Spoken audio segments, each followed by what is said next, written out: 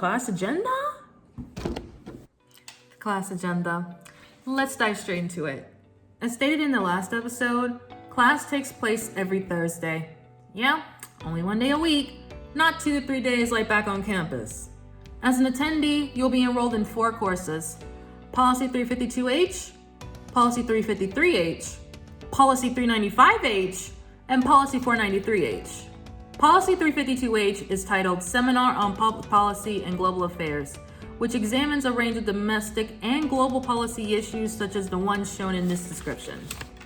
Policy 353H is titled The Role of Experts and Advocates in Solving Public Policy and Global Challenges.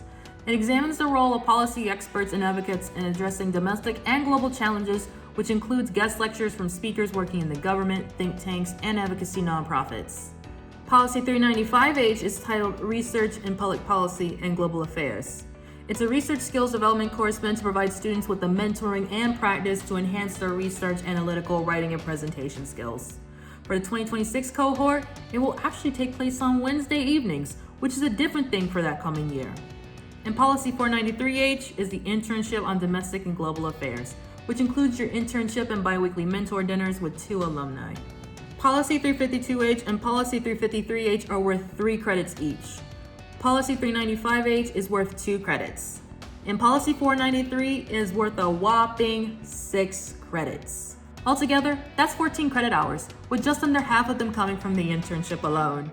This is why if you don't have an internship arriving in DC, you need to get one very soon after arriving. Otherwise, you'll drop the part-time status, which can impact your financial aid, and, not to mention, mean that you didn't get the full experience of the Honors DC seminar. And I forgot to mention this in the last episode, but at the time you start your internship, you'll have to get with your mentor to fill out an internship contract that will be submitted to the professor.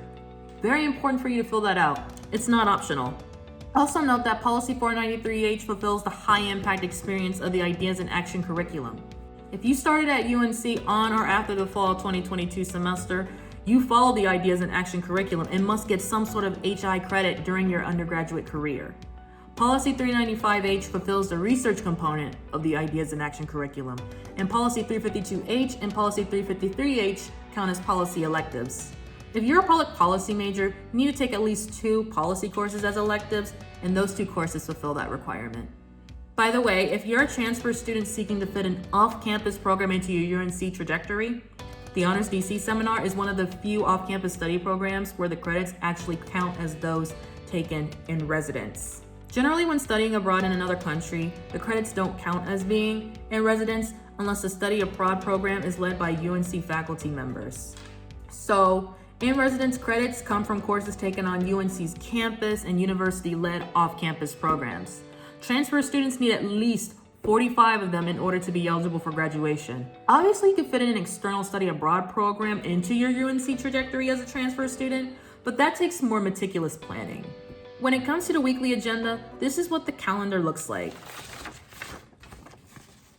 Note that based on your year, the dates will change, but they should follow a similar pattern to this.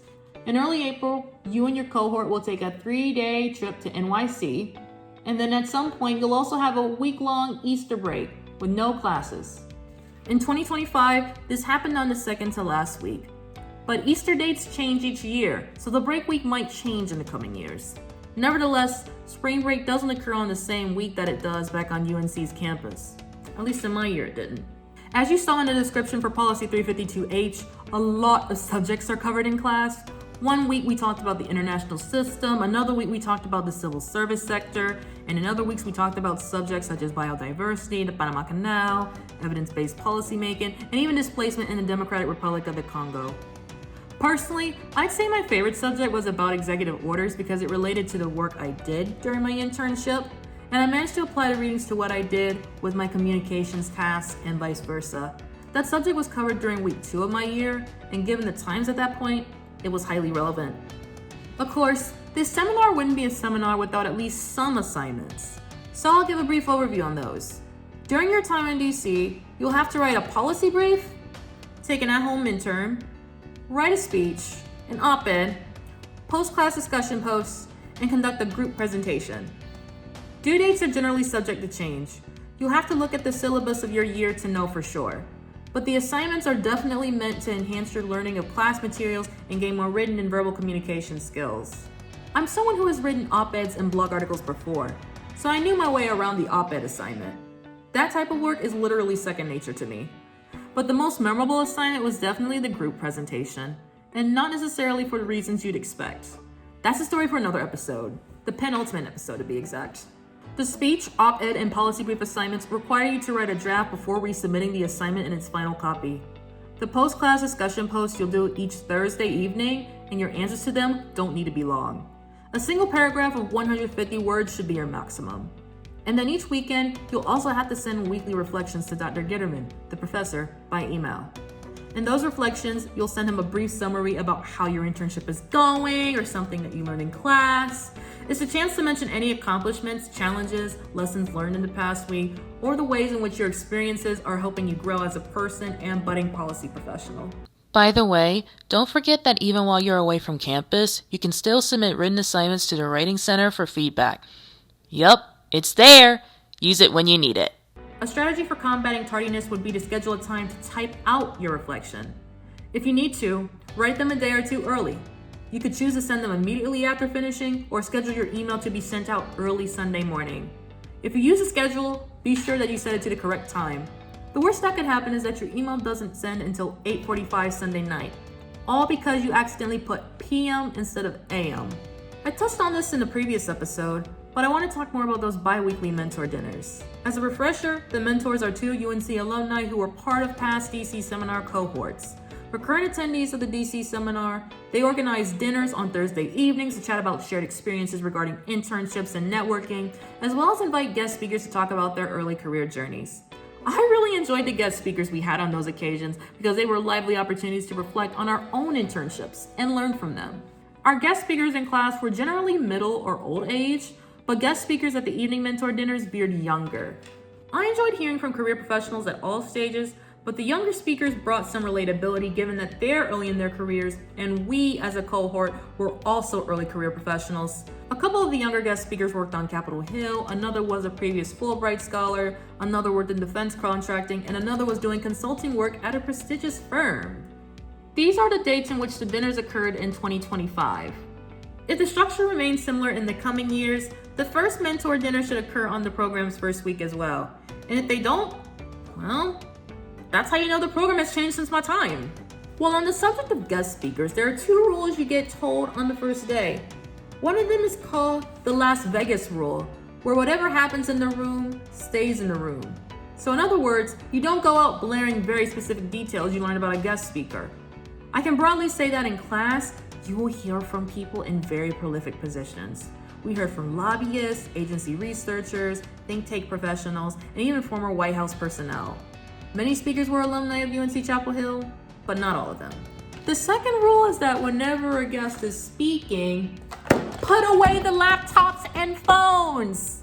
I mean, this is something that should be emphasized in all sorts of surroundings, but it's true. Guest speakers take time off their schedules to interact with you and talk about their careers. And if you're surfing the net or texting friends on your iPhone, it's disrespectful of their time. You'd also be missing out on very valuable career advice and inspirational tidbits. I get it. Sometimes you need to be on your laptop to finish a last-minute task or be on your phone to convey important information to a family member. That's understandable. But it's best to text or check on things during classroom breaks rather than do them in the middle of lectures. Besides, the guest speakers you meet with are potential connections that you can keep in contact with even after the DC seminar ends. I know a listener out there is like, networking. But it's a very valuable thing to do to get to where you want to be in life. What networking looks like is not linear or straightforward, but we can touch on that together towards the end of this series. Oh, and there's one thing I should highlight before ending this episode. In early April of your year, you'll spend 2 nights and 3 days in New York City.